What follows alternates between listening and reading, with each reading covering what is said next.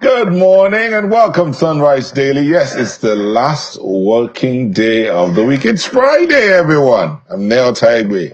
If you guys know what was happening before we came on air, you will understand why I'm still cracking up. Good morning and welcome. I'm Kayla Megwa. Friday. Praise God. We can rest this weekend. Morning, Ayo. Are you sure you have any resting? Because that guy sitting next to you, I don't know. Anyway, good morning and welcome. I'm Ayo Makinde. It's a Friday morning, as he has said, and it's a time to really take stock for the week. For those who will rest, yes, but for those who won't, I don't know. So, I guess I'm the one taking us on that ride this morning, lady and gentlemen. So we're staying in Lagos. It's all you this morning. It's all you. Yeah, so I'm taking you to Okwebi Allen Roundabout. And I think we have taken you on this ride once before. And this is Okwebi Allen Roundabout. To the left of your screen is the house where late MKO Abiola lived. And going straight ahead is you will land at the end of Okwebi, at the end of Allen Avenue, where you hit Obafemi Awolowo Way. There are two Obafemi Awolowo Way or roads in Lagos. Obafemi Awolowo Way is in Ikeja. Obafemi Awolowo Road is in Ikoyi. But staying here, quite a lot of history right at this very location. Nelson, I'm sure you have some history to share. But it's better to come to this place at this time of the day. In the nights, I don't know. It's a good thing that you held back some history. What happens here at night? No. You'll not hear that from me. But it's a very... I want to learn. Teach me. It's one of the most lively spots of Lagos. As in nightlife there is quite interesting. You could actually stay on this particular roundabout. You could stay there the whole night and you will not blink an eye, as in no sleep for you. It's a very active part of Lagos, but it's also a very beautiful place. I think there was a time there was a statue at this particular point, but the statue was later moved to the other end of the road. The statue of who? I'm not sure. Was it Fella or something? I'm not too sure, but it was moved to the other end. So this is like a party zone, yeah? This is like a party zone. I don't know about clubs, yeah, but a few of them are there. So to the left of your screen, as I said, yes, there's a house there where late MK Abiola lived, but down that road will take you, that was 20 Street, takes you all the way to the customs office at the other end, as if you go down this road. Takes you that way. And then on to, if you go straight, it'll take you towards the Computer Village, one of the busiest spots of Lagos. Now go straight down, takes you to Allen Roundabout. That's Allen Junction. That one's a very popular spot. There's a roundabout, there used to be a roundabout there, but that's gone now. That takes you quite an interesting spot. This area has a lot of history connected to late Fela Kuti. Off this Allen Avenue, you have where he lives, where the Kalakuta Republic was later moved to, and then there's a museum there, a Fela Museum is also off this Allen Avenue. Again, Ayo, as you said, there's a lot of history here. So it's a beautiful place to go to, but it's also, as I said earlier, one of the busiest parts of Lagos. I mean, what kind of real estate are we talking about here? If you've gone to Lagos and you've not been to Allen Avenue, I haven't. You have not been to Lagos. I haven't. And I've been to that Kalakuta place. I dare say you have not been to Lagos if you've not visited Allen Avenue. Ayo, you're not doing a good job. These are the places you were supposed to take me. You haven't taken me to any of these places. You don't come to Lagos. But what kind of real estate are we talking about here? Is it a very expensive place to live at? Oh, no, it's not so expensive. It's not so expensive. Aya would be in a better position, but it's not a very pricey. Yeah, it's not cheap. It's not pricey, it's not cheap. It's just what it is. It's just Allen Avenue. Aya. Well, it's not pricey. I mean, it's just the same way some people say. I just saw a video on someone's status this morning. A young man was talking about buying a liter of petrol in the US for 5,000 naira plus. So to him, it's expensive. And we are saying that 1,000 naira is expensive here. So really, real estate depends on where you go anywhere, right? So, Kayla, it's not too expensive if you can afford it. Let me just put it there. But I don't know if it's as expensive as what you have in Abuja. And you are accusing me falsely. You will go to court on that one. But let me just also quickly tell you that business. I stand accusing you. You are doing a terrible job. Well, talking about accusing, I don't know if there will be any accusation on Business Morning on Sunrise Daily this morning at 10 o'clock. Ine John Mekwa and her colleagues are going to be revisiting Nigeria's debt stock. And that's going to come up on the next hour. And as you know, quite a number of things are always in the news for us to talk about, business and the rest of it. But for this morning, quite a number of them on the front pages.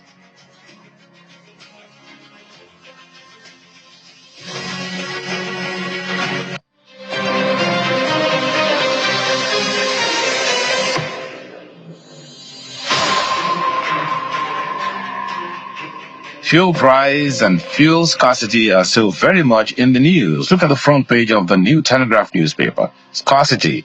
Okpobiri meets Shetima. Ribado promises availability of fuel this weekend. Says government not fixing prices. Sector deregulated already. Reverse insensitive price hike now. Reps Caucus tells Tinubu. Transporters stop operation in Kwara. The details on the inside pages of the paper.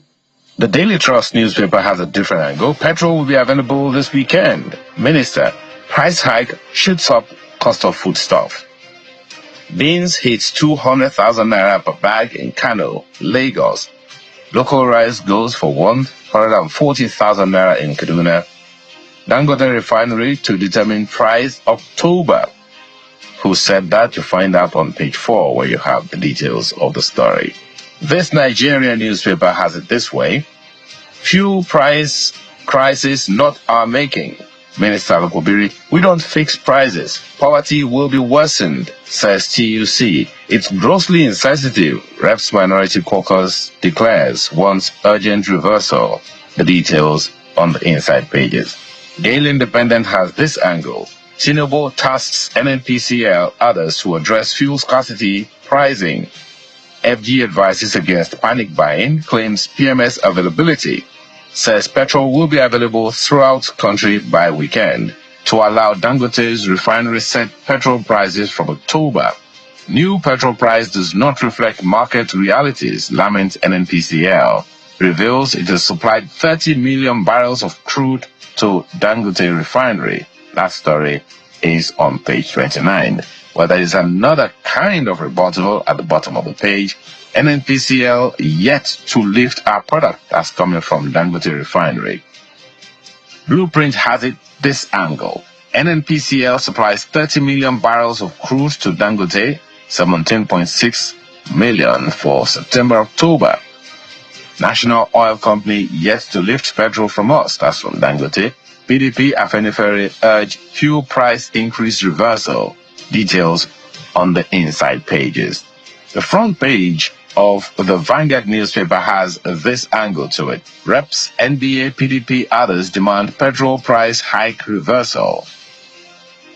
FG not fixing petrol prices. That's from the minister. PMS prices determined by free market forces. That's from NNPC. Further hike looms as NNPC says 897 naira per litre not market reflective. FG Economical with truth on local refining fuel price subsidy. That's coming from NECA. The details you find on page 5 of the Vanguard newspaper today. Nigerian Tribune has petrol price hike. Nigeria's lament forced into belt tightening measures. Check distances, abandon private cars for commercial transportation, accuse government of insensitivity, prices of items skyrocket, transport fares increase, alleviate suffering of Nigerians without further delay, YCE tells Tinubu. NMA, Northern Coalition, Reps Minority Caucus want reversal. Still on the fuel crisis, At the bottom of the page, Shetima meets NSA, Lukobiri, NMDPRA official, and a number of other riders follow that. Details on page 2 of the paper this morning. The Nigerian Observer's angle is FG's CNG initiative drags as petrol price hike raises food, transport cost. All the details continue on the inside pages. The Guardian newspaper has skilled workforce, construction sites fallow as reverse migration, devaluation hit real estate. It's a big story on pages 4 and 5 of the Guardian newspaper this morning. These are some of the papers on the newsstands this morning.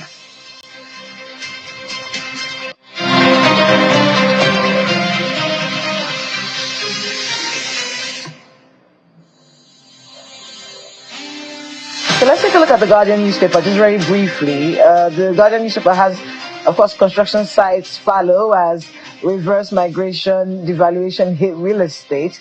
That's their big story this morning. But there's a story on page 7. I actually saw it from the front page, but of course, if you go to page 7 of the Guardian, you see more of it. And it's a conversation that we've been having here on Sunrise Daily about the age limits for WAEC, WASC. And the controversy around that. Well, we're seeing from page 7 here, the minister, and the way they're saying there are indications that the federal government may rescind its decision on age restriction for WASC.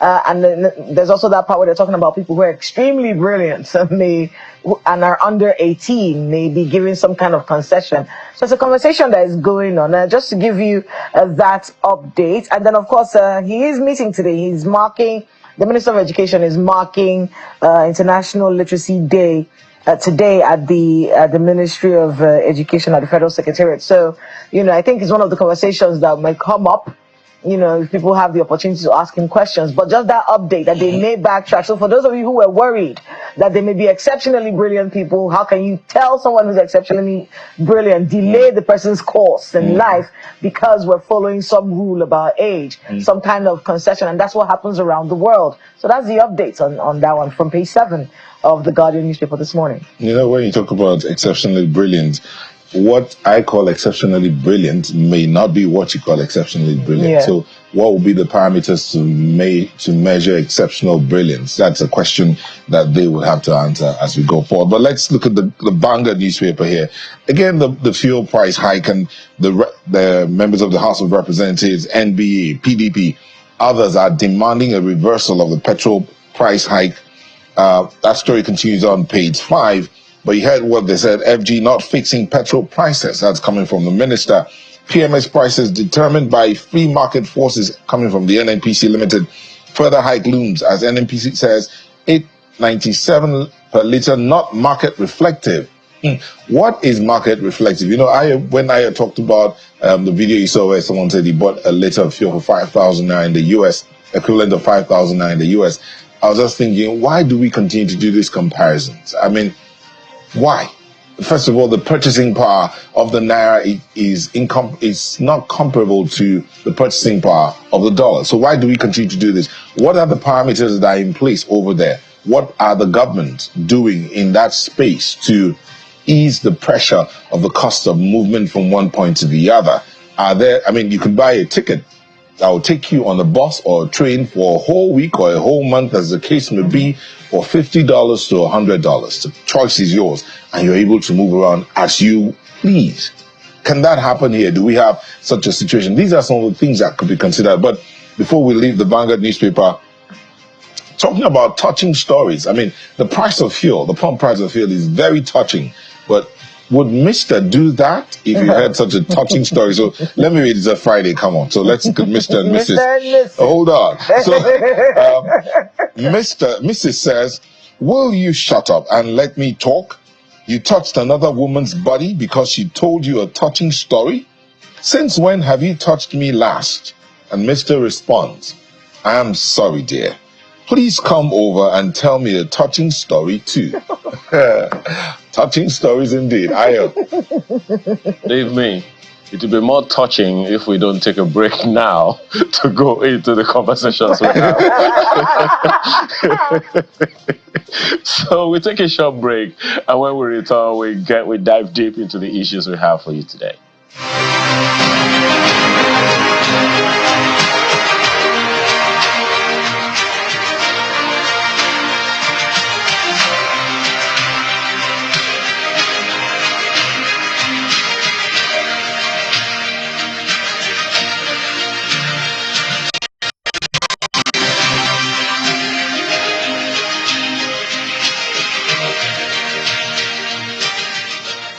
Welcome back. That's where we're going to start off the conversation today from Yobe. But just before we do that, let's clarify some things here. You know, Ayo, in the course of our opening, Ayo talked about a video you saw, a young man saying he bought fuel for 5,000, equivalent of 5,000 naira. Just to clarify, the US doesn't sell per liter, they sell per gallon. So equivalent of 5,000 naira per gallon. That's 4 liters they sell. So divide the 5,000 naira by 4 liters, and you know how much it is per liter in the US and across. It goes for about $3.3 for that gallon of fuel. So let's keep our facts straight. But let's go on to Yobe State, where we'll be looking at the security situation. And joining us is the security advisor to Governor Mai Mala Buni of Yobe State, Brigadier General Dahiru Abdul Salam, who's retired. Thank you for joining us. It's my pleasure. Good morning. We woke up to that news of the killings of over 20 people, and we understand that a lot of insecurity is being in Yobe State. Just tell us, what's the situation like right now? Thank you very much. The situation in Yobe State at the moment, we can say, is calm. However, the situation remains unpredictable because of the nature of the insurgency and the irregular warfare that is being fought in this general area. Okay. What you use 2 words that are sort of contradictory: calm, but unpredictable. Calm and unpredictable. What would you say is fueling this kind of situation where you would say it is calm, but yet unpredictable? You say you blame it on the insurgency. Is it impossible to end this? It is not impossible to end it. However, when we say the situation is calm, it means that people are going about doing their normal businesses in most part of the states. However, certain areas around the border are areas where we experience incursions of Boko Haram insurgents. So in that regard, we can say it's unpredictable. Okay, that attack happened at Mafa. Yes, you said that everything is calm now and normalcy has been somewhat restored. But Mafa is just one part of Yobe State. What's the situation like in the other parts of Yobe? And especially the area that share borders with other states? Mafa is a small community that shares border, that is at the border area. And we cannot even say Mafa is up to 5% of the total landmass or area of Yobe State. So generally, the security situation in Yobe State is stable. I mean, it's such a sad situation. Just so we can get really some clarification on how many people were actually buried in Mafa. Yes, I think it was yesterday this burial happened. How many people were buried, and how's the government engaging with the families of those who lost loved ones in this attack? The number of persons buried was 34. They were buried in Babangida, which is the headquarters of Tarmua local government area. And the government has already engaged those victims and other displaced persons through the instrument of the Yobe State Emergency Management Agency. The Yobe State Emergency Management Agency has conducted a profiling of the victims. It has compiled the list of those affected by gender and age. And the government has provided them livelihood support. And effort is on to continue to assist and support them so that they get back on their feet as quickly as possible. So when you say, support them, you're talking about financial support to the victims' families? Well, the support is in 2 ways.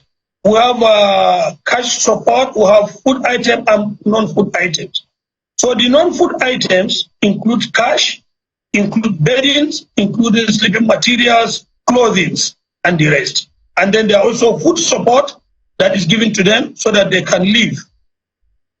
So let's talk about the security in the area. Is there reinforcements with security agencies? Are we seeing higher security presence? Is there some curfew in place somewhere?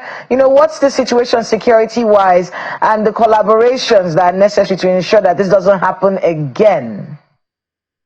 At the moment, the closest military deployment to Mafa is 80 kilometers away, and the road is unmotorable because of the rainy season. The terrain is marshy. Most of the area is what we refer to as slow go, and in some areas it is no go.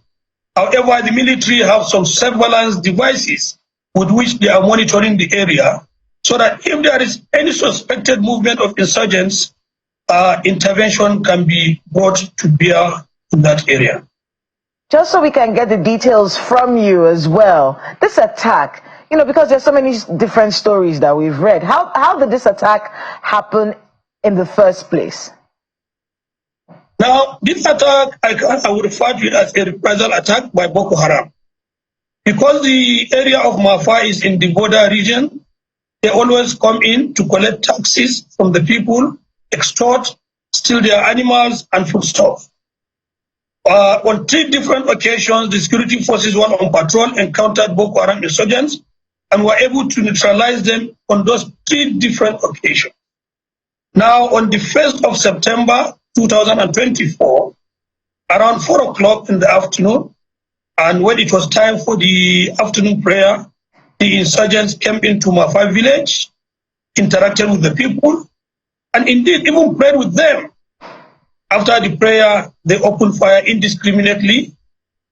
At the end of it, when the military went for rescue operation, they were able to recover a message left behind by the insurgents, where they warned the residents of Mafa of collaborating with security agencies, which has led to the elimination of some of their key personalities. And because of that, they decided to punish the residents of Mafa.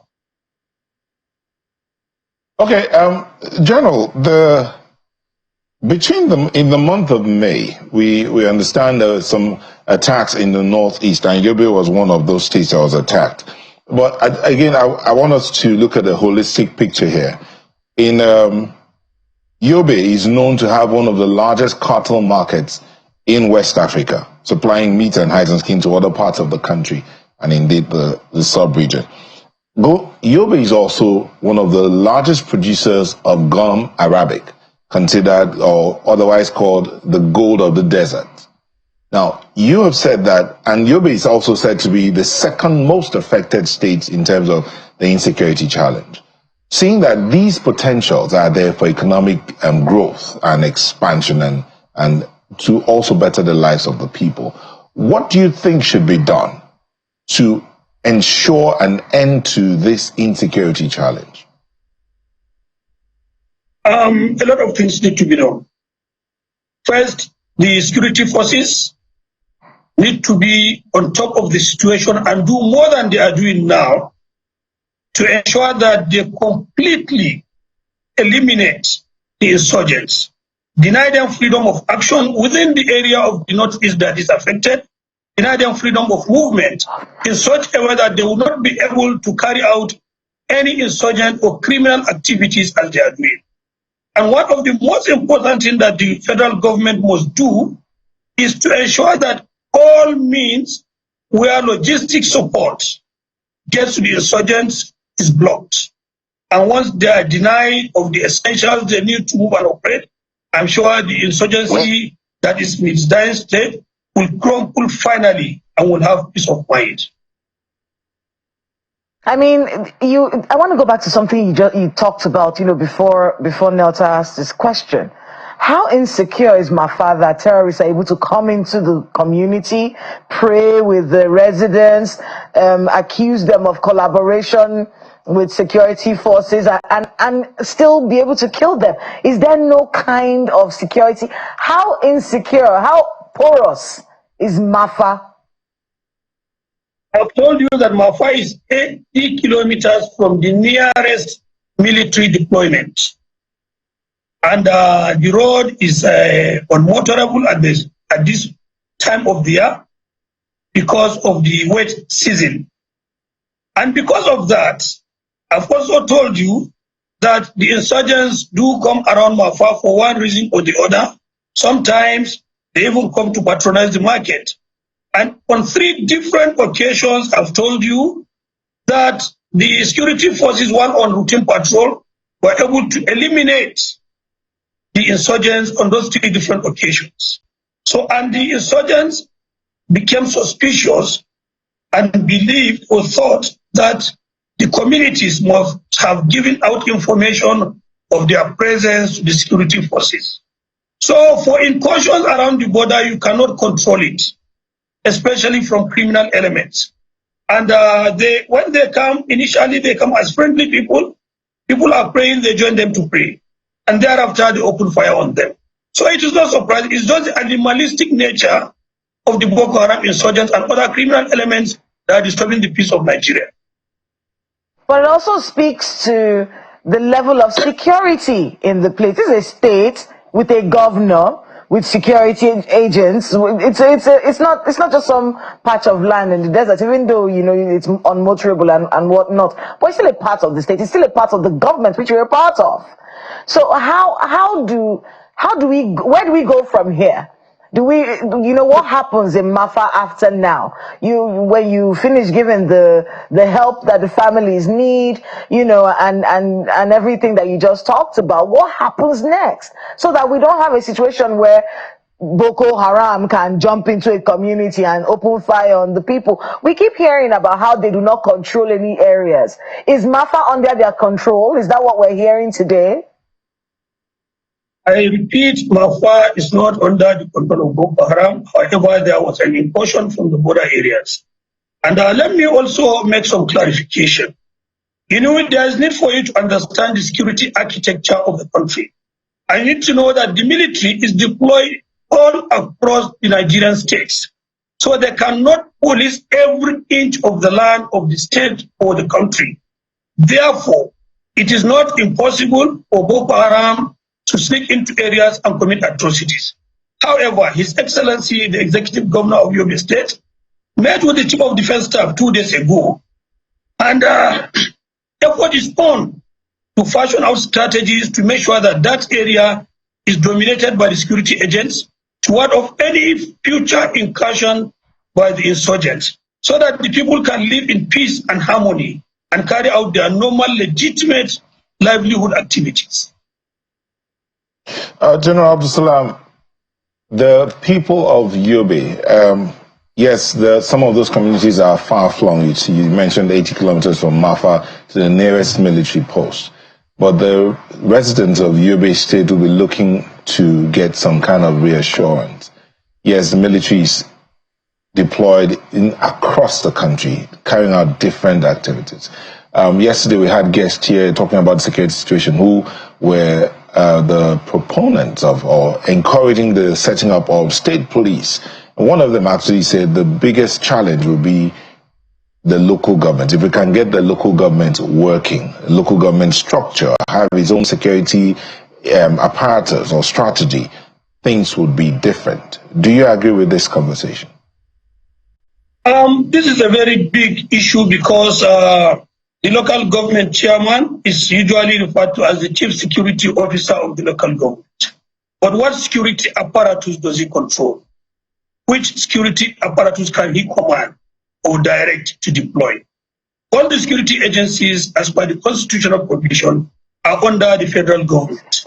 Even the state government does not have control of the police, the soldiers, the military. So if we have the state police that is operationally answerable to the governor of the state, I think things will improve. And we'll have more boots on ground, because it's now left for the state to engage as many security operatives as it deems fit and necessary to secure its citizens. Okay, but just before we let you go, there was a story we had here of the residents of a community in Sokoto rising up to defend themselves. Would you advise or would you encourage the residents of Yobe to do that while we're hoping to get the setup of this state and local government security apparatus? Well, residents of communities have roles they can play to enhance their own security. However, rising in mass without any weapon, carrying sticks to go against people that have automatic weapons, I think is not a wise decision. The community in Sokoto that did that, I think they need to rethink again. Because this man is armed, he has a machine gun, he has a AK-47 rifle and other dangerous, very lethal arsenal. And then you are going to confront him with your bare chest. I think that is not wise. However, these citizens can help by ensuring the free flow of intelligence and information to the security forces. With that, the security agencies can come and do their job and ensure that everywhere is secure and peaceful. All right, thank you so much, retired Brigadier General Dahir Abdul Salam is a security advisor to the governor of Yobe State, Governor Mai Malabuni. Thank you for coming on this morning, and we wish you well. Thank you for having me on this program. Good morning. All right, let's go to our Lagos studios where Ayo is sitting with another guest for another conversation. Ayo.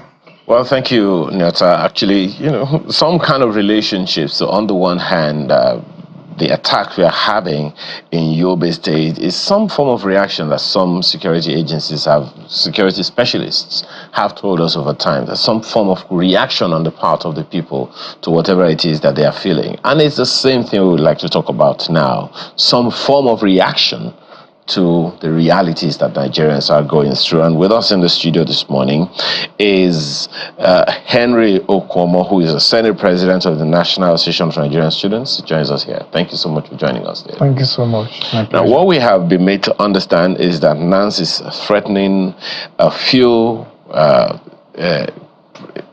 some kind of protest over this fuel hike controversy.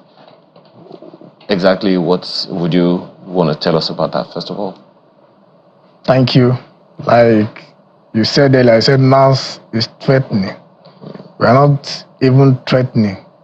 That is what we're going to do because of the current situation of the country. The Nigerian people is currently facing a lot. We're facing hardship, and now the government is increasing fuel prices again, which has really affected us as students. And as student leaders, we don't have a choice at this point than to fight for the people because we are occupying one of the largest stake in the country, having over 40.1 million population in the organization. That is 40.1 million Nigerian students across the country. So with that, we think we should make our voice out at this point in time to save Nigerian people from this ugly mess, from this undue stress being put upon them by the government. And we are ready. We've determined that on the 15th of this month, no going back, we are hitting the street hard, and we are going to demand for not only a reduction in fuel prices, we are going to demand for other things that is affecting the nation in general. Such as what? Such as reduction even in the market value, because the increment in fuel prices is really affecting the market value of goods and commodities. As you can see, for you to move goods from one place to another, you need fuel to do that. And even other sectors too is really affected. As I'm speaking to you, many of our campuses, none of their shuttles are working due to the hike in fuel prices, and due to the fact that even if you have the money to get the fuel, the queue at the filling station, you cannot be able to access the fuel on time. So with that, most of campus shuttles and every other thing has been paralyzed, and nothing is working in the country as I speak to you. And we are not going to take it. I'm not going to take it. It's not going to be a business as usual. This is not a protest that is being organized by some faceless element, or this one is being organized by a body, Nigerian student, recognized under the law. We will do it. We will do it. We will hit the street on the 15th of September if government did not reverse most of their policies before then. Thank you. Okay, well, to 15th of September is about 9 days away. Yes. Okay. How well mobilized are Nigerian students for this? I understand that some universities are actually, for instance, I think it's University of Ibadan were told to go away, for 3 weeks. So some of them are not at home, at school right now. So how well mobilized are Nigerian students for this? Even if students are told to go away, we have our platforms where we do relate. NANS comprises of different zones. We have leadership at the zonal level, we have leadership at the state level, we have leadership at the campus level. So we have been sensitizing ourselves on how to go about it, and we are going to occupy all the major cities in the country. Does this include private universities as well? If they wish to join. Okay. Does it include state universities? Yes. Okay. Well, we understand that there is another Senate president of NANS who has said that, there is no such thing as you are talking about right now. In fact, his name, I understand to be Babatunde Akintaye, who says, look, as far as they are concerned, there is no such thing as no statement issued in Ibadan. Well, no statement issued that there is going to be any planned protest. Yes, when there is an organization like this, when something of this nature is going to happen in the country, government will always find their way in sponsoring some faceless individuals to go against it. As far as I know, NANS remain one indivisible and indissoluble entity that nobody can even divide us, not even the power that be. The only NANS that is being recognized by the students is the one that is being led by Comrade Pedro Chibuzo Obi as the president, where I am serving as the Senate president. So where the other people are coming from, who conducted their election, where they had election, nobody knows. So I tag them as faceless individuals. Maybe they are they are just machinery that is being used by the government, or those stooges that are parading themselves at the corridor of power, masquerading themselves as students. But as far as I know, they are not recognized anywhere. So you don't know member of NANS. You don't know any individual called Babatunde Akintaye? The last time I checked, he contested election with me, and he lost the election. Okay, how long ago was this? Yeah? How long ago was this? Since last year, December. Okay. Now, so you do not recognize Lucky Emonefe also as the president of the National Association of Nigerian Students? How can I recognize somebody that I don't even know? Lucky too contested against Pedro Chibuzo. You don't know him, yet you know he contested? No, he contested against Pedro. Okay. And he lost to Pedro. So maybe because they felt they have some persons under the government who we always use them against the struggle of the student. So maybe that is the reason why they are parading themselves. But as far as I know, Nigerians, they tag them as faceless. Are you aware that there was a publication by the same Mr. Obi that you talked about saying that that Lucky Emonefe does not deserve to be president? In other words, he knows that he's president. He doesn't think that he deserves to be president of NANS. By a statement by Pedro? Yes. I don't know. I'm not aware of that. But as far as I know, Pedro is the president of NANS. Okay, we have also been told that I think it was also a statement by the same president, the same whom you said you do not recognize, Lucky Emonefe, okay, saying just what you are saying, that a particular Southwest governor is sponsoring students against the federal government.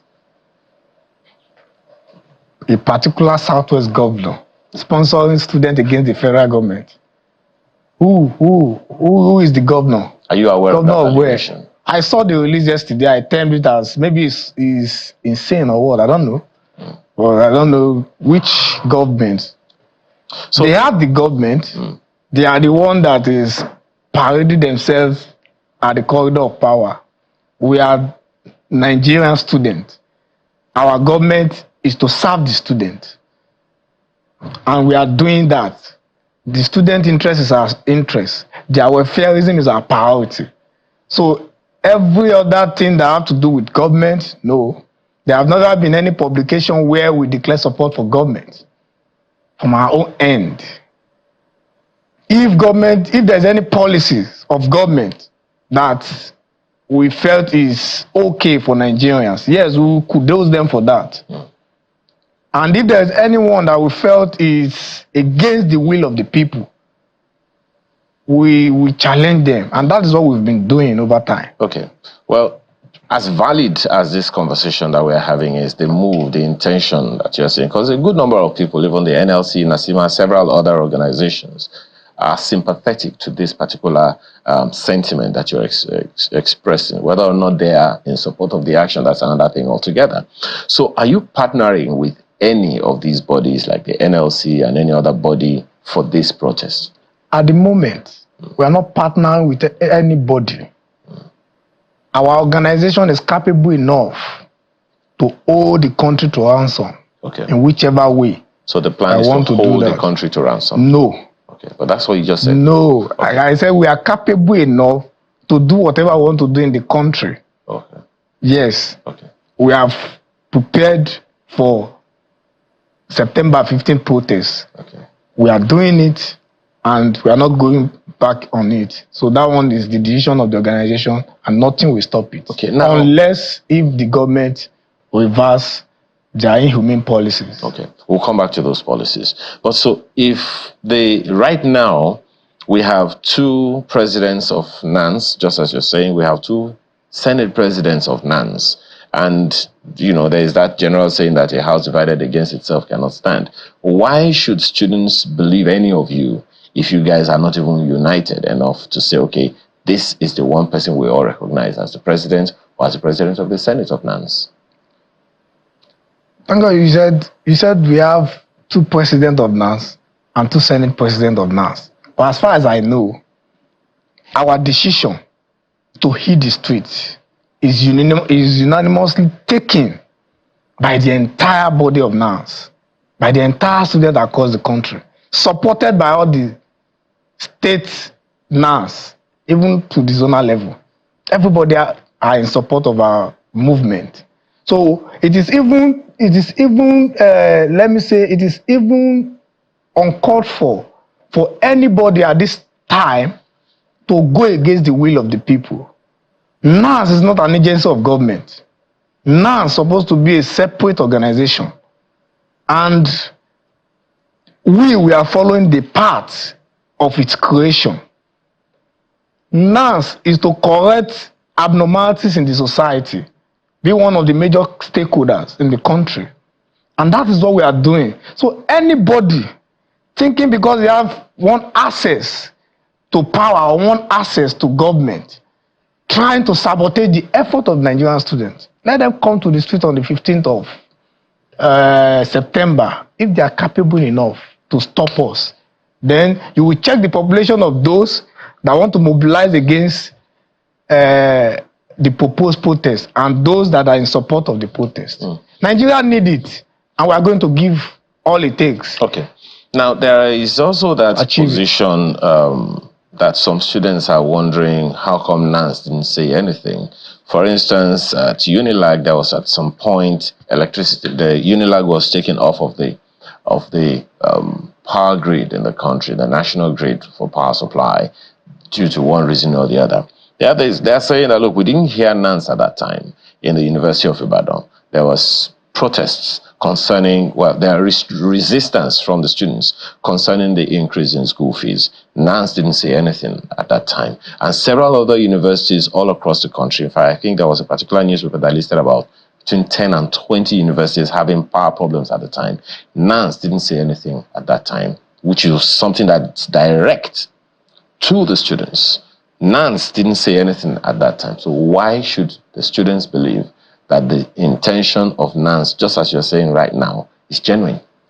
There is no institution that have complained to us that we did not take action.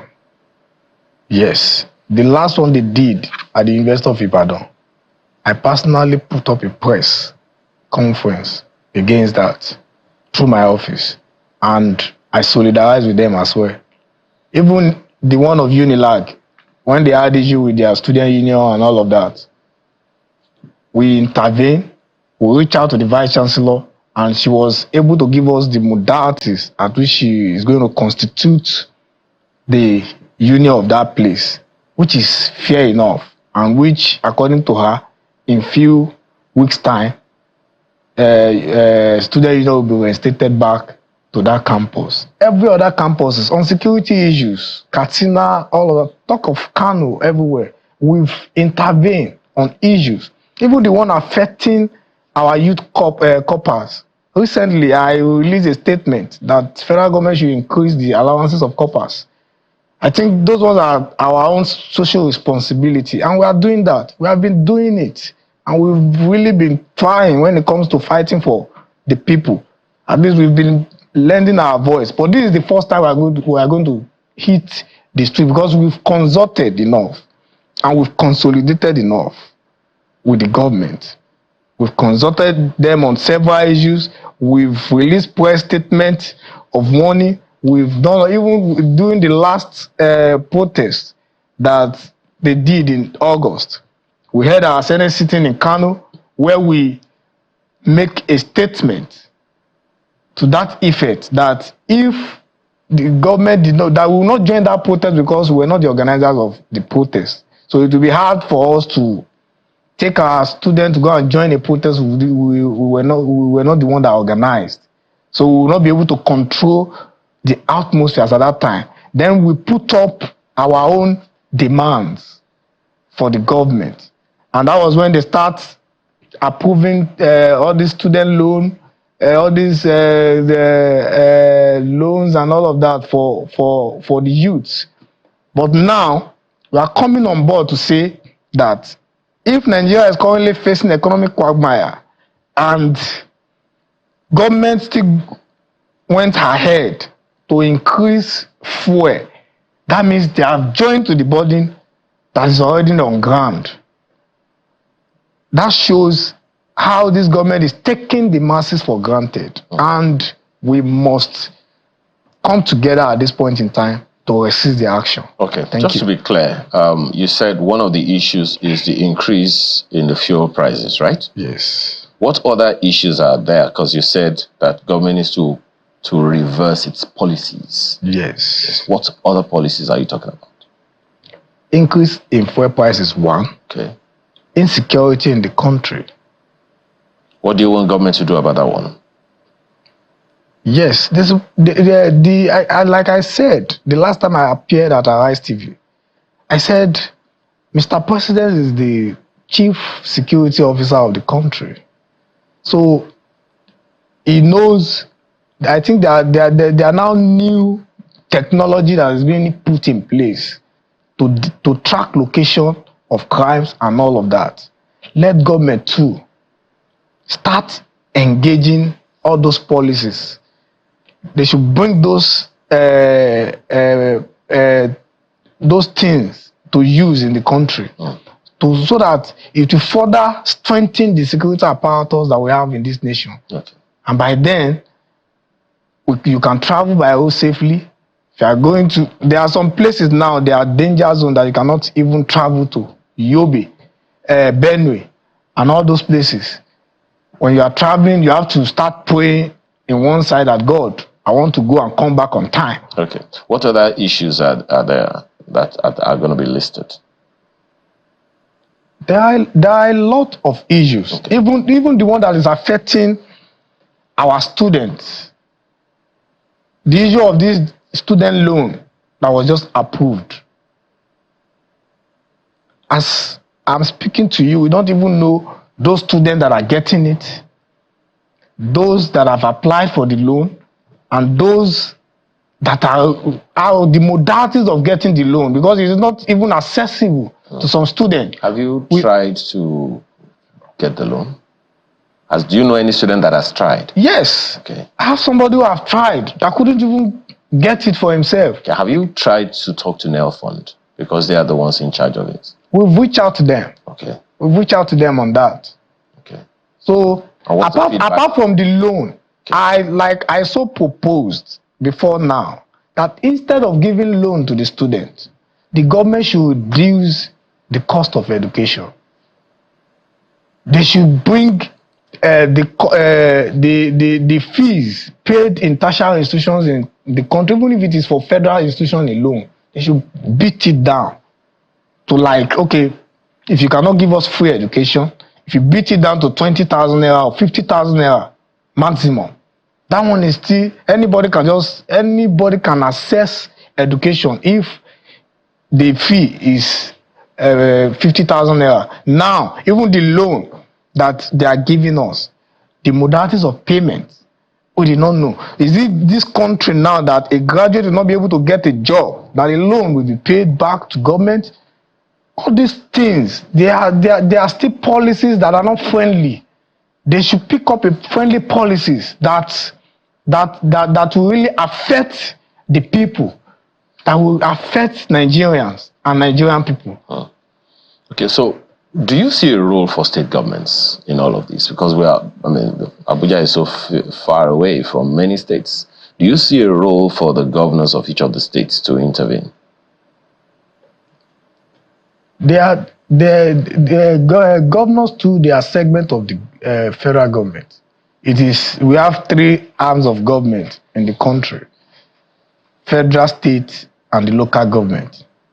So I believe governors are meeting, they are the intermediaries between the government, the president, and the people, the federal government and the people of the state.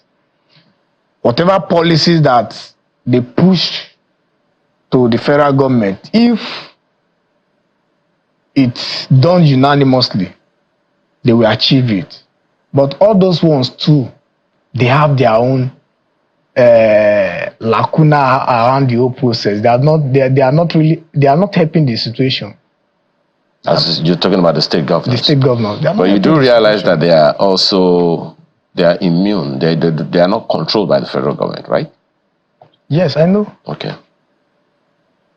Regardless of their immunity, they are still answerable to the federal government. Because I believe you can say that somebody have immunity, and at the end of the day, you will still take direction from the federal government before you can do some certain things. Okay. Well, there is so much to say about this particular issue, particularly when you talk about this fuel price hike. And that controversy on the leadership of NANS is something that I'm sure a number of people are wondering what exactly is happening here. We hope that you're able to resolve that and a number of other things soon.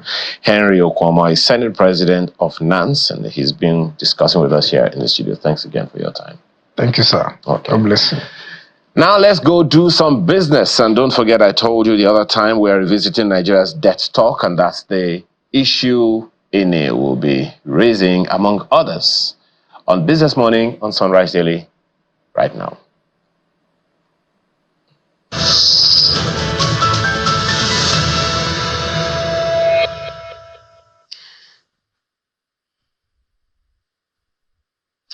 That's right, Ayo. We will certainly be talking about Nigeria's debt stock after that news yesterday that Nigeria is the third largest debtor to World Bank. But that's after we've done a bit of some other business. Oil prices edged up in early trade on Friday as investors weighed a big withdrawal from United States crude inventories and a delay to production hikes by OPEC Plus producers against mixed U.S. employment data. That's the weekly data is out there and shows that less Americans are applying for unemployment benefits. Means the labor labor market is booming. Now, let's look at our numbers for Brent. We see there was an increase of 19 cents on Brent, but this is about the lowest in, I think, more than 12 months. That's what you will see, because we know Brent normally to be at about $80, but we've seen it over about 70 in the last couple of days, especially this week.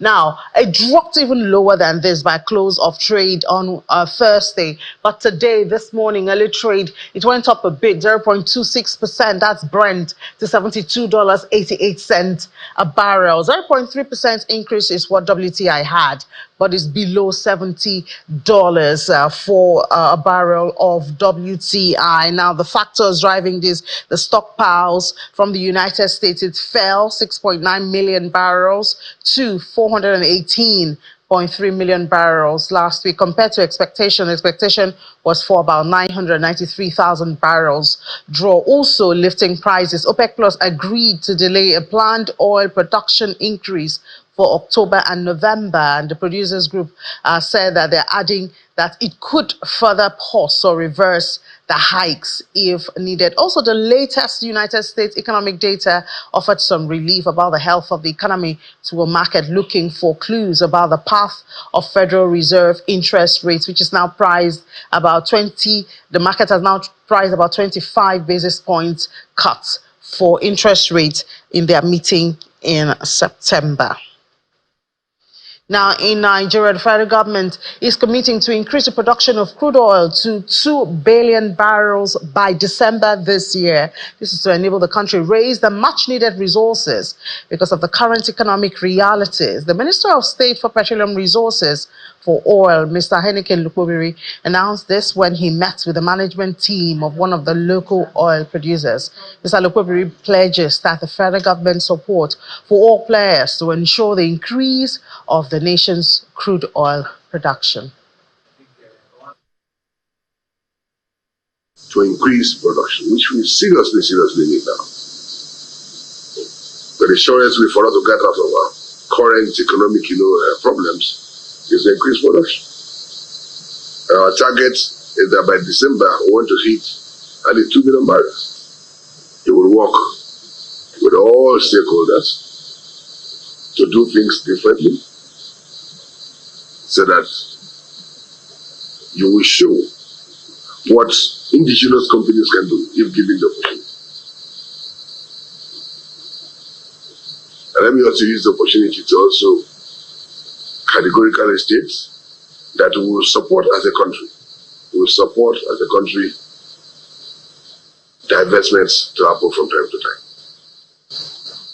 It's part of best global practices for companies to come and invest in different countries and also divest, from time to time. The important thing is that following the divestment, whether the country will suffer negatively. Now let's look at the Naira, how it fared yesterday. Unfortunately, we do not have a different news from what we had the day before. NAFEX rate weakened by 0.81% to fix at 1,619 Naira 42 kobo.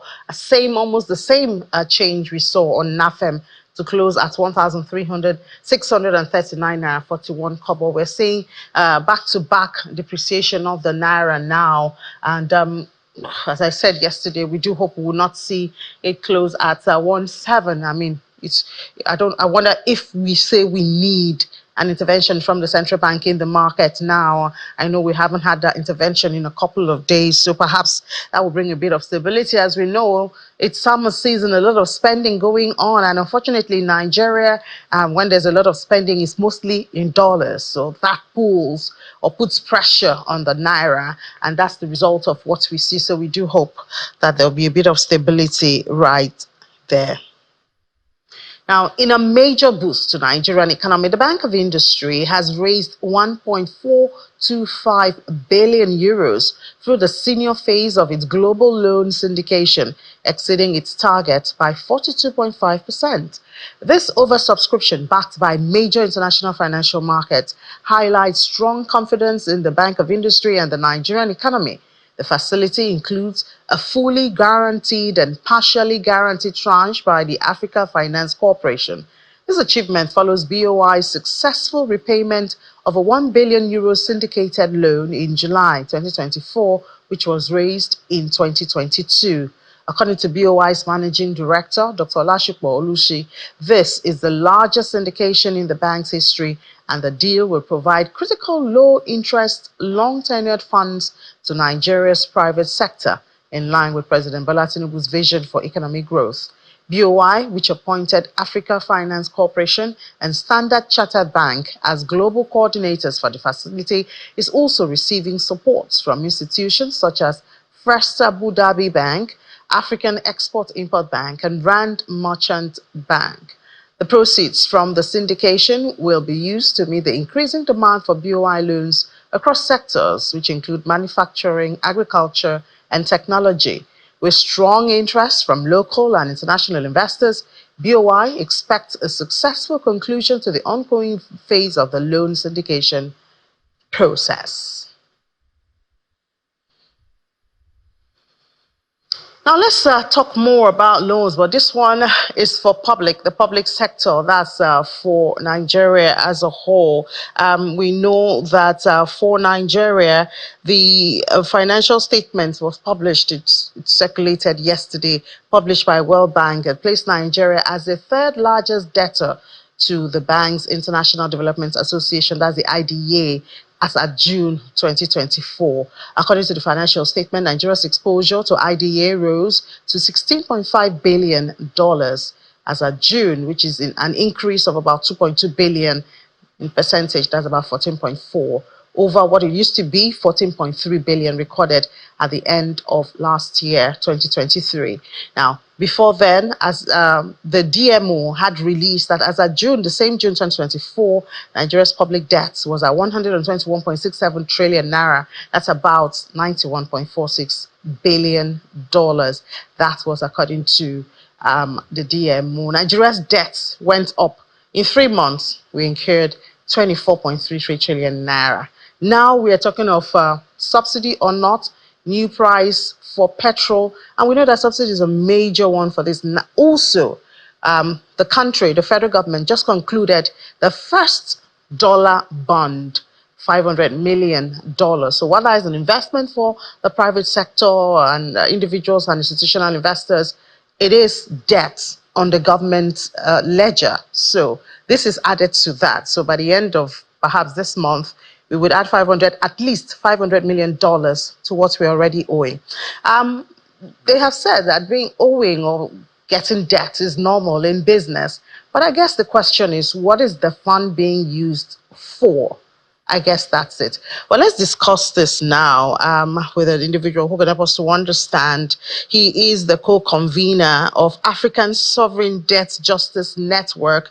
He's also assistant professor at the Zulik School of Law in Dalhousie University in Canada. Prof, good morning and thank you for your time.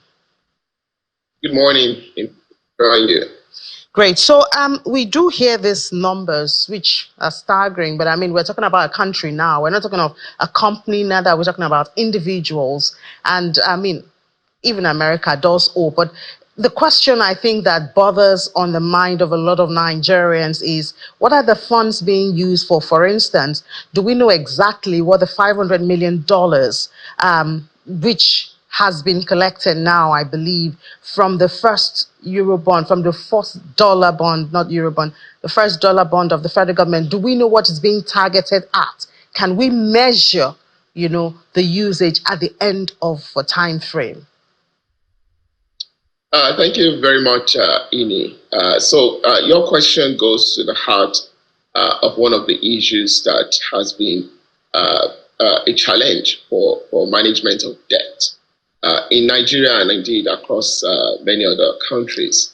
That indeed is about issues of transparency and accountability. These issues are not new. While it is not impossible to say, for example, in the context of, as you said at the top of the interview, International Development Association, the type of funds that the World Bank gives through that institution are aimed at issues such as socioeconomic policies, rural development, private business, and sustainable environmental policies, amongst others. Indeed, tracing how they have been used is a challenge. And that's where we do talk about debts that are bad debts, because the mechanism at the national level, the legal mechanism in particular, by which government should otherwise be accountable and ensure that transparency in the spending of these monies are there and accountable to the public and not otherwise strictly enforced. So how do we go about this now? We got all excited and all when the dollar bond came out, but I mean, I don't think a lot of people have asked the question, so what is this bond targeted at? And this, of course, is, I think most of what we hear actually is funding of the budget. And we expect that that should go into infrastructure, but it does seem at the end of the day that they go into recurrent expenses. Yeah, that's true. The adverts will tell you that we need this to address shortfalls in our budget deficit.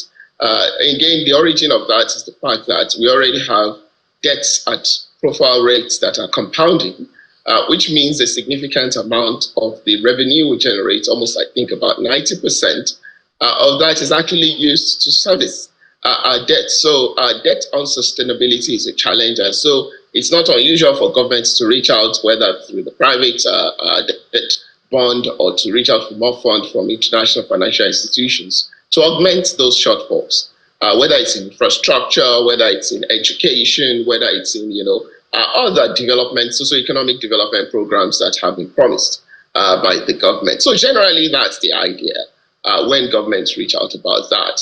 But where the bigger issues lie is the fact that these are not necessarily monitored at the end. And so there's a challenge of saying, if we are paying as much as 90% of debt service, for example, for the public one, how are we going to ensure that these additional monies that are being raised are going to do those specific things we expect them to do? In Nigeria, health, education, public infrastructure are a huge challenge, right? These are part from areas where government needs to support rural development in farming, where we need to augment, the shortfalls in food and reduce the cost of getting daily rates, as we know inflation very high. So all these are the ideas that the government targets through these pools of funds that are put together. But as I said, accountability and lack of transparency are indeed challenges that really make these issues very unsustainable, as an example of pursuing good debt. So what's the responsibility of the citizens now? What can the citizens do? The citizens have a duty to be informed. That is the first thing. It is easy to point at examples of what can be done, but I think that the first point is most people are not enlightened enough about the impact of debt profile on their day-to-day living, because it really means that the space that the government has, the fiscal space the government has to do things that impact us, may be significantly constrained. And so whether it's at the local level, at the state level, and at the federal level, they want to ask questions. Ask questions through their representatives, ask questions through civil society organizations that exist that cater to those kind of issues. And I think once those kind of channels are used, that is one great example. But let me give you another great example that we have done at the African Sovereign Justice Network. And this is about Kenya in particular, what we did, which I think deserves a lot more attention, actually, is that we've gone to court. And it's not unusual in Nigeria as well to ask for information about how the government has used these resources. Now, we know that that's a challenge once you land in the doors of the courts, because their dockets are filled with many cases. But it shouldn't stop us from asking these questions and holding our leaders accountable. The need for citizens to be involved is what happened with China. We know the president is now in China, and we hope that to be resolved. None of our aircraft or other property will be overtaken. But as you said, the people need to be more involved in this. So at least the government will know that people are watching and people are talking. Yes, I mean, Fukak is going on in China, and I think that has its own bucket, because it's again shown that not just Nigeria, African leaders never really are trying to think about the future of Africa by themselves. The strategies that are developed by various powerful, economically powerful states across the world, we see, on China, and I'll leave it. You wonder why almost 43 African leaders have to file up in China. Because we're looking for funds. Do they do that in Africa? But we can leave that aside and come back to the question of the debt. And I think it's critical. We don't want chaos to ensue when citizens are trying to hold government accountable.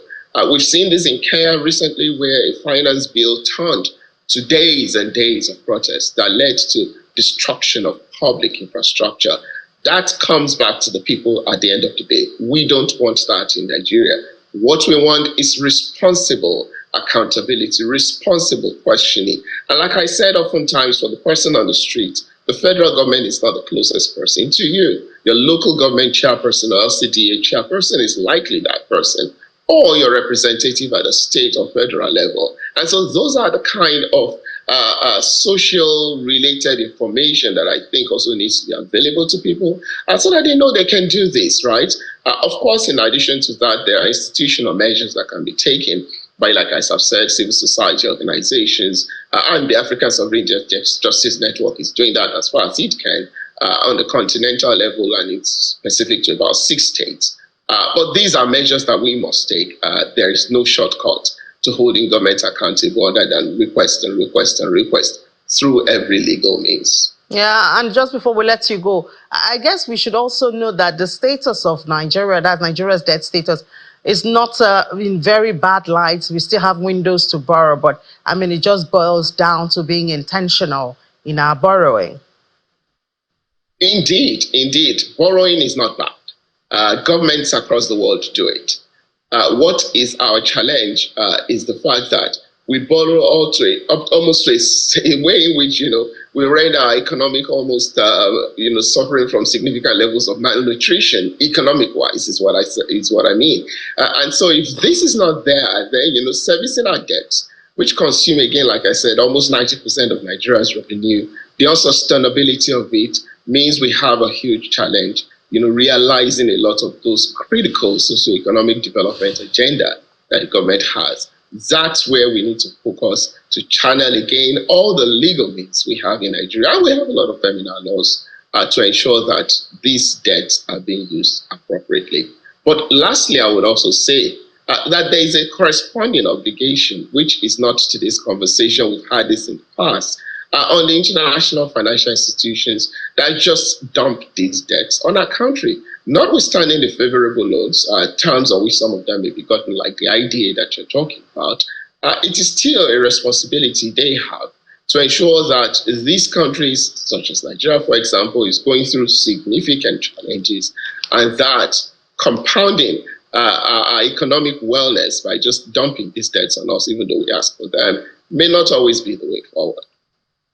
All right, Prof, thank you so much for that. Professor Akingbe, Olabisi Akingbe is the co-convener of African Sovereign Debt Justice Network. Thank you for your views this morning. Thank you very much. All right, when we come back from this break, Augusto has some good news for Odua Investment. We'll talk about that and what they intend to do with that rating after this break. Stay with us.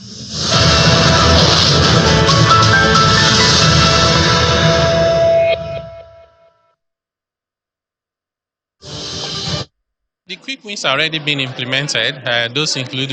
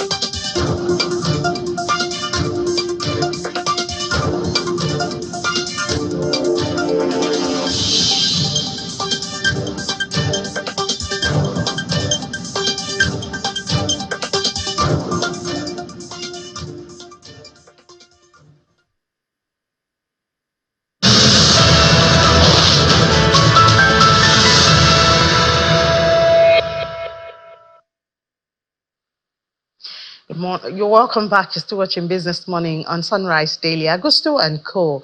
in its latest rating review has upgraded the rating assigned to Odua Investment Company Limited from A to A+. The assigned rating was based on the assessment of the financial condition of the company as a standalone entity. The rating report reflects the company's good operating cash flow, diversified revenue sources, and a funding structure currently built on internal funding sources and joint venture partnership. Now, let's talk about this and what Odua intends to do with this rating. We're going to be having this conversation with the chairman of the group, Otumba Bimbo Ashiru, joins us virtually from Ikoyi in Lagos, as the chairman of Odua Investment Company Limited. Thank you so much for your time, sir. Congratulations to you. Thank you very much, Ini. Thank you for having me, and thank you for congratulating us on this achievement. So we hear that the rating came because of good operating cash flow, diversified revenue. We know Odua has many streams of income as a group, and then funding structure currently built on internal funding as well as joint venture partnerships. So I wonder what else you're going to do now that you have this A+ rating. What's the next level? Oh, well, thank you very much. Like you rightly said, what this rating means to us as Odua is that our financial capability and capacity is there. And this is a testament of the good work we've been doing in the last few years. And we want, as you said, we want to be the world-class conglomerate. I mean, and the capacity for growth is there for us. So we are going to leverage on the critical areas, and we want to be competitive and with favorable sectors in the economy. Those are the areas we are looking at. And the good thing is that we have the financial transparency. I mean, I think we are at the level now whereby we are looking at how we can continue to leverage on that. And we are going to create, in the next few years, we are going to create, identify area, the sectors where we should be playing, and we are going to be investing our resources. We are going to set up new businesses, which we hope to scale into medium and long-term basis. The business represents new initiatives that will ensure that the company are going to capture a good portion of the growth that the country will experience over the next decades. We are focusing on agriculture that will lead into industrialization. We have SWACO, and our investment business assets, we have access to 40,000 hectares of land. And that area, we are looking at that. Then there is SWIFT. We have the Southwest Information Technology Investment Vehicle, where we are going to look at that. Then I'm happy to tell you that we are operating in the marginal field. We have the beta marginal field, and it's an all joint venture where we have significant shareholding there. And then beta owns, what we are trying to do is that we own this process, and we are going to optimize our operation on the marginal field. And this is shallow water in Ondo State. We are going to revive look at what we are doing in Premier Hotel. By the first or second quarter next year, we are increasing the room from 87 to about 154 rooms. This is, we are going to build, we are building a tower, and 3 floors for car parks. So those are areas we are looking at, and we are focusing on transforming that hotel to a 4 to 5 star hotel. And beyond that, we are looking at our airport hotel, and that business, we are looking at attracting about $100 million investment in this area. And those are areas which we have conferences center, retail, recreation, and we are going to sweat all our assets. So we are looking at so many areas where we are going to, because if you say you want to be a world-class conglomerate, you must be able to play this game very well. And that is the area we are looking at. Hopefully, we got on our side. We will be able to achieve that.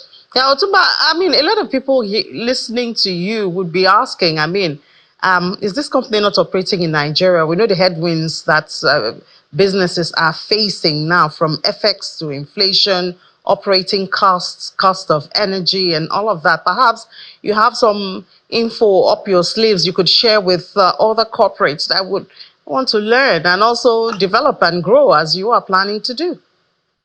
And I will tell you this. The key area we are looking at is corporate governance. You see, we are very critical in this business.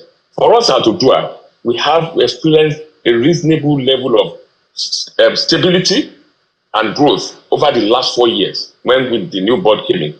And due to this likely governance program reforms, we've been able to operate, and the shareholders, we have the necessary support from shareholders. Don't forget that Odua is owned by the fourth largest economy in Africa by 6 southwest states. And then the issue of transparency is very key. I mean, we are also very critical. We have, I mean, we open, I mean, we are being transparent in all our transactions, and all our stakeholders, they know that for us. So we won't cut, we won't cut corner, and we are focusing on areas where they are living. For example, we know that agriculture is the way to go. With the 40,000 hectares of land and around the 6 southwest states, when we grow all these things, we are focusing on that. And then it's very important, and we are collaborating. We believe in joint ventures. For example, all our real estate business. I mean, like remember I mentioned last time that before, Odua used to be involved in real estate. Wema Board, which is 100% owned by Odua, is involved in real estate. But we have moved all our real estate business into Wema Board. So there is easy for collaboration. We've had joint ventures. And look at what we have in Ikoyi present, 18 townhouses. I mean, 40, 60. We are doing 40 apartments in GRA Ikeja, 30, 70. We have Alakia in Ibadan, where we are doing. So our focus is we look at areas where there are needs. Yes, I understand that there are issues. The economy is tough, but I mean, inflation is right, is increasing, and standard of living, yes, is falling. But at the same time, that's why we say we must make the best out of the bad situation, and that's what we are doing in Odua. All right, thank you so much for sharing that. If corporate governance and always looking for the bright side of a not so good situation. Otumba Bimbo Ashiru, Chairman, Odua Investment Company Limited. Thank you for your time, and once again, congratulations. Thank you very much, Ini, for having me again. Thank you, and God bless. Have a lovely day. You too, sir. All right, now let's see a bit of the numbers. Yesterday, it was another red close at the end of trade in NGX. 0.34% down is what was recorded. 188 billion naira off the market cap, even though it's still around 55 trillion naira. Activity mostly red. We saw the only oil and gas sector was able to stay in the green. And that was not because of O&O, which has been thriving, but it had two trading sessions of negative trades. Now, it was because of Japan Gold, but good enough, at least the counter stayed in the red. Insurance also recovered. The penny stocks are back. Top trades, we had Zenith Bank, O&O, Zenith Bank, O&O GT Co. Even though the finances were in the red, as banking was in the red. So there you have the numbers, and then we would give you fresh intraday numbers at the close of trade. So do join me 1 p.m. today, Business Incorporated. It's Friday, so it's just you and me. So don't leave me alone. Let's make it at 1 p.m. Business Incorporated will be here. I'll take you around the world of business in 55 minutes. I'm John Mekwa. Let's head back to the Sunrise Daily Studio.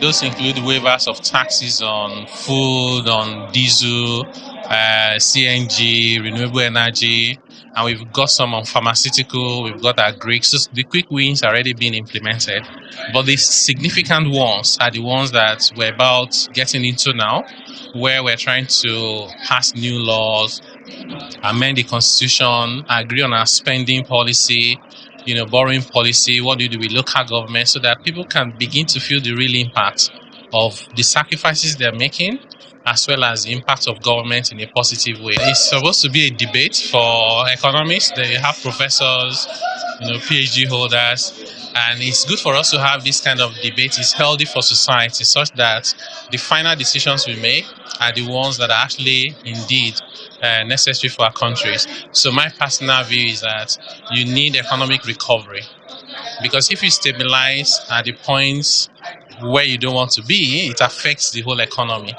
If you focus on recovery, then you recover to a point where you're comfortable, and then you stabilize at that point.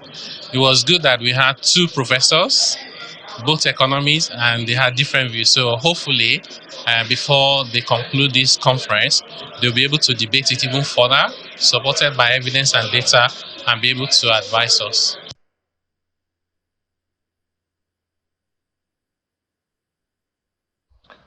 Well, thank you so much for staying with us. It will seem like we are continuing Business Morning on Sunrise Daily with the conversation we're about to have, particularly as it concerns the proposed tax incentive on food, rent, and tax collection in the country. Generally, just reviewing the Presidential Committee on Tax Reforms and their activities so far.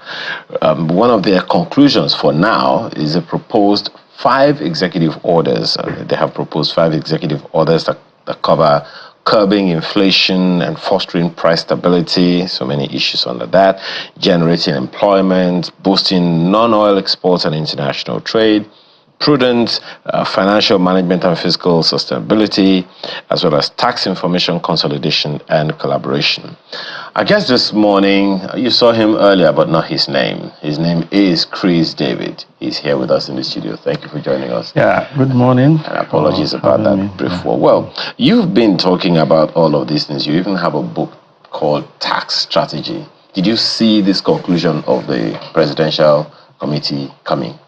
Yeah, yes. As far back as 2014, I've looked into the tax landscape of Nigeria, and I identified the challenges we have. And I did state in my book and in all my publications that the problem with taxation in Nigeria is that of tax policy mix and design. That the tax policy mix and design are not appropriate. Hence, we have the suboptimal revenue generation or collection we have in Nigeria. So if you read chapter 7 of my book, all of these changes are already documented there as far back as 2014. Yes, I agree. We should have a new national fiscal policy. Then we also have new sets of laws. In fact, in my book, I describe it that using the current laws that we have is amounting to using a wrong syllabus to prepare students for an exam. Definitely they will fail.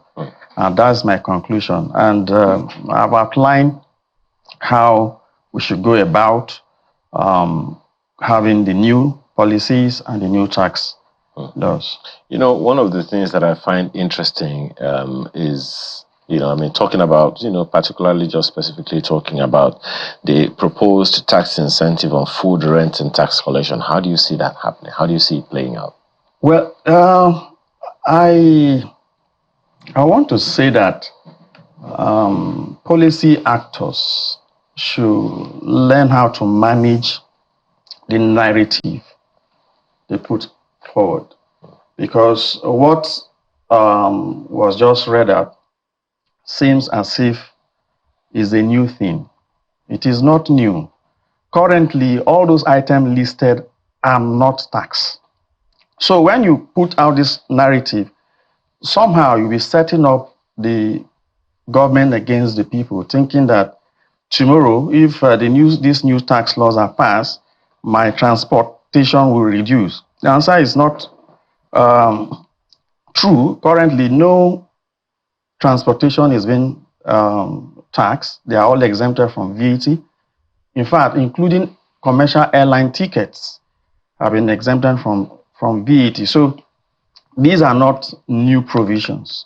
These are existing provisions. So the issue regarding high cost of transportation has nothing to do with tax. So I just said, let me clarify that, so that tomorrow when we have these new laws, nobody would think that, okay, transport fare will go down. The current laws we have, those items are not taxed. Okay. They're already exempted from tax. Okay. And how about the food and rent? Yeah, even food and drinks. Food and drinks are exempted from VAT. The basic food items are exempted from VAT. It's only when you go to a restaurant that those items are liable to VAT. The proposal that is being put forward is that they rather move them from exemption list to zero rated. What that means is that if you have incurred VAT on them before, then you'll be entitled to refund. That's the difference between a zero-rated item and exempted item. But when you look at it truly, who are the people consuming this item? Is it going to be beneficial to the consumer or the restaurant that is selling those items? Mm.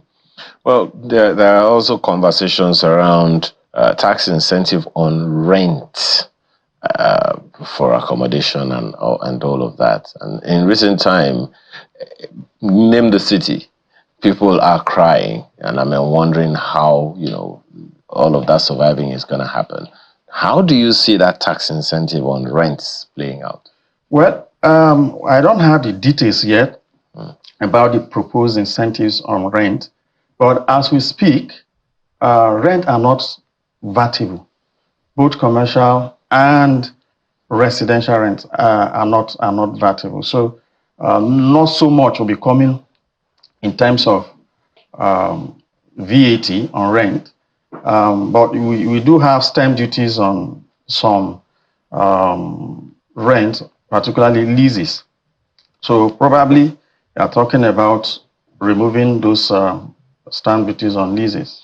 One of the things that's a little shocking, and generally, people have been enduring for so many years, decades even, and we hear promises from time to time, and people are like, is this for real indeed?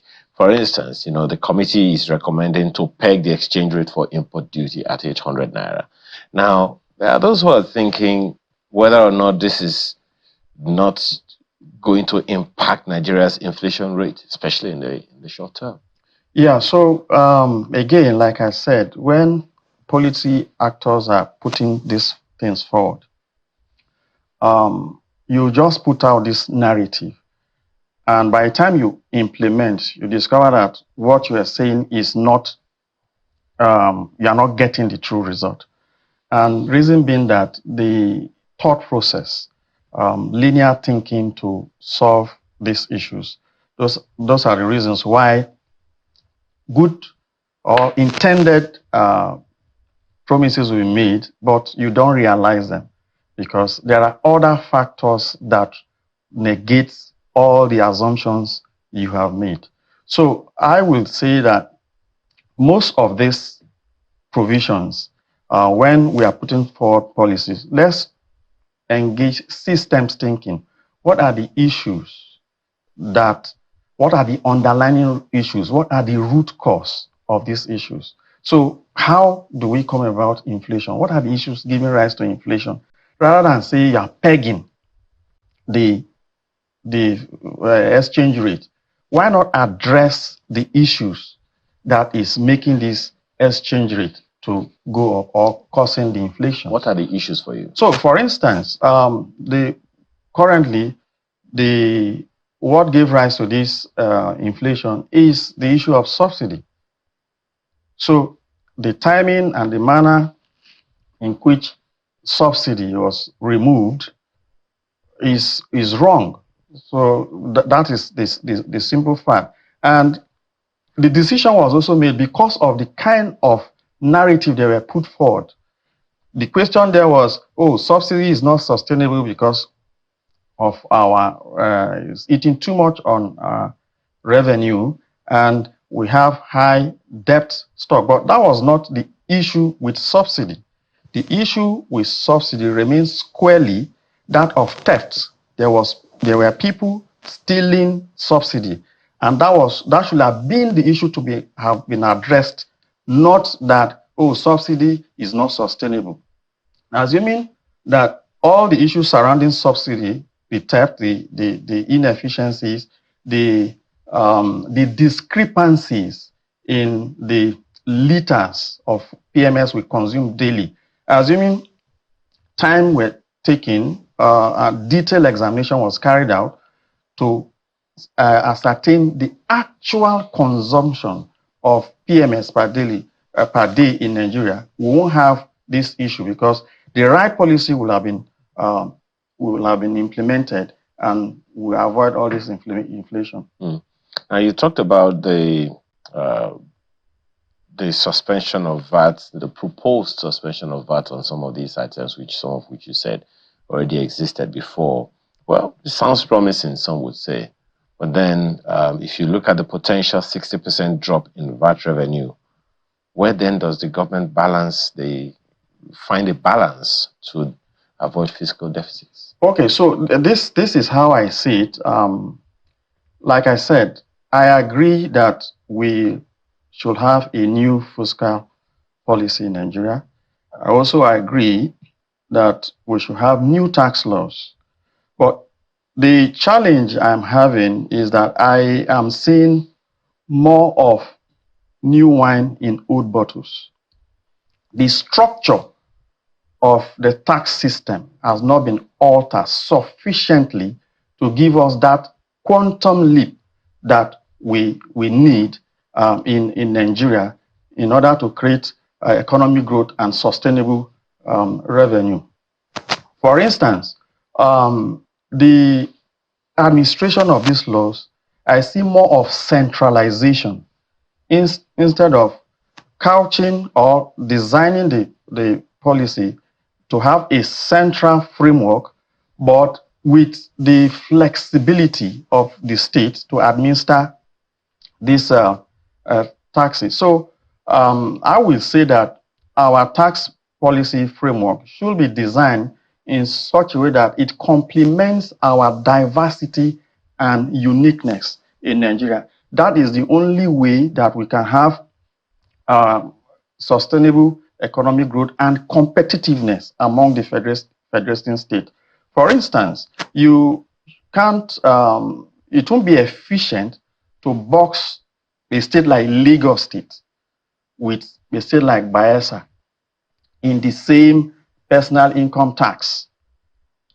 Clearly, there is high income disparity between people in these two states. So why not have this framework designed centrally, but allow the states to implement or to administer these laws in line with their own uniqueness? That is the only way we can have sustainable growth. Because if you box all these states together, Lagos State is already far ahead, and somehow you'll be dragging Lagos State back. A good example is the issue of minimum wage. We saw the back and forth. While Lagos State was already paying above that, some states are still lacking behind. But if you allow state government to the liberty or the flexibility to design these laws, not create new laws. The laws are created centrally, but in administering the laws, they have the liberty to design it to suit their purpose. To localize. Yes, to localize those laws in line with their diversity and uniqueness. Then that is where you'll be able to spur economic growth and competitiveness in Nigeria. But the way we have it, one cap fits all will result to these same issues. We won't have the result that we are looking for. Well, on the one hand is, this issue that you just raised, that the states need to own it. On the other hand, are those who say taxation may not significantly raise the revenue levels in the country. And yet another leg is the recent comment by Bill Gates, who says that tax collection in Nigeria is pretty low. Is there a consensus somewhere? Okay, so that statement says tax collection in Nigeria is low. It does not mean that Nigerians are not paying adequate taxes. So what that statement simply means is that, for instance, tax is a derivative of economic outcomes or activities. So if you look at the output, the economic output in Nigeria, and we say tax is a derivative, so a percentage of that output should give us X amount. So that's why we say Nigeria's tax to GDP ratio is low, still less than 10%, and the standard is that you should have minimum of 15%. While if you compare in Africa, the average is 16. Then even the VAT that we talk about, Nigerians VAT is still considered to be low at 7.5 around Sub-Saharan Africa. So when you look at these indices, you will arrive at the conclusion that, oh, tax collection in Nigeria is low. So that is theoretically speaking. However, you need to look at the dynamics of how taxes are collected. So when you say tax collection is low in Nigeria, it simply means that the tax system or the tax policy mix and design are inappropriate. So the outcome is suboptimal. So what do you do, or what are the indices that you get from that inappropriate tax policies and design? One, you see that you have non-state actors collecting taxes, and those taxes are not going to the central purse. So that is a key issue. Then two, because the tax policy is ill-designed, the people that are supposed to pay tax are not paying the right tax. So simply put, the wealthy in Nigeria are not paying their fair share of taxes. And that is what I want to hear more from the new proposal, rather than focusing on talking about how you are making the poorer not to pay taxes, SME exempted. Those ones are already down there. We should be talking more. I want to see more proposal that brings the wealthy to pay their fair taxes. And I must also commend the current chairman of FRS for his astute policy on the windfall on banks. Yeah. Now, he is able to do that because at that level, he has the liberty to push for that. But for far too long, the wealthy have not been paying their taxes to the relevant states. So I want to see a situation from this new proposal whereby the chairman of Lagos State Internal Revenue will also have the liberty and say, okay, I see that some people are earning excess dividends in Nigeria, because there are people in this country that on a year in, year out basis earn over 100 billion from dividends. And the tax rate on that is just 10%. So why can't the Lagos State chairman has the power or the liberty to say, okay, this year there's going to be super tax on dividends? So this is what I am thinking we should have. So totally alter the structure, because when you look at the structure of taxation for countries that have high tax collection rate, you see that the structure is that personal income tax contributes well over 40% of their tax revenue, followed by VAT. But Nigeria, the reverse is the case. The companies in Nigeria are contributing well over 50% of the tax revenue, while the personal income tax is less than 10%. So that is where the problem is. So for us to have a sustainable tax system and revenue, that structure has to be altered, and that has to be done within the tax system. You do realize that the people you want to tax are already down there. The rich? I mean, you're talking about taxing personal income tax. Yes. Doesn't that include salaries of people? Yeah, so that includes salaries of people, but those are not the people I'm talking about. Okay. So the design of the tax, the personal income tax, let me use the current law and see how flawed that law is. For instance, if your income is above 3.2 million, the personal income tax, the highest rate now is that you're going to be taxed at 24%. Now, if your income is 35 million, your rate is still 24%. If your income has moved to 350 million, your tax rate is still 24%. So that is where the issue is. So that is the structure that needs to be altered. Okay. And this can be done by different states. We shouldn't have one tax rate fitting every person. I'm actually interested in you mentioned the informal sector the other time. I'm actually interested in how this affects them. You have also mentioned that to a large extent they're not that much taxed. And one of the comments that's been credited to Mr. Idile is that we should widen the tax net so that more can come in. There are those who are saying that this will probably include this informal sector as well. So do you believe the proposed national strategy to tax this sector could encourage formalization, and or might it push businesses further in on the ground? Well, I want to say not taxing the sector or taxing the people, because this sector you are referring to, informal sector, there are wealthy people in those sectors. So it's not that woman that has a kiosk, and those are not the people we are talking about. So the issue again boils down to the same tax design.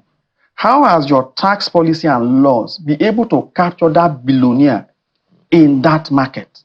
That should be the issue, not we are beaming our satellites on that sector.